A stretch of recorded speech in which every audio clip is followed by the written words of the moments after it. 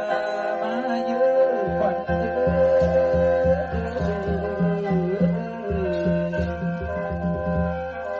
ทำเป็นเจ้าไปแล้วกุกนิ่งไผสิแทนกุกแน่นไผสิเฝ้าเฮือนของเฮาไผสิอยู่ไผได้น้อสิมาตุ้มลูกเต้าของเจ้าสิสุ่มยิน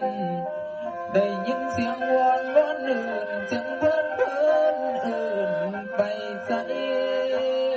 ได้ยินเสียงกูอื่นควันเจ้าให้ด่วนมาว่ามาเยอะควันตั้งเป็นควันมาหอดแล้วลุงและป้าพ่อและแม่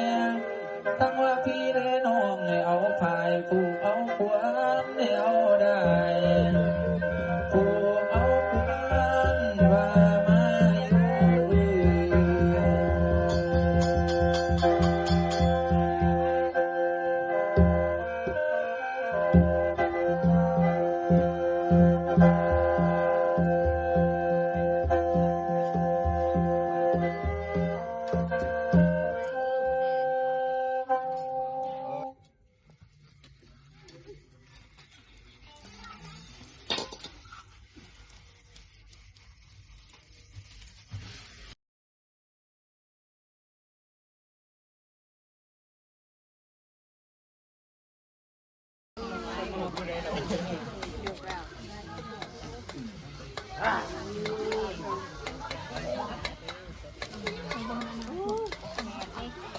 แล้วก็ก่ออันนี้เราเองเลย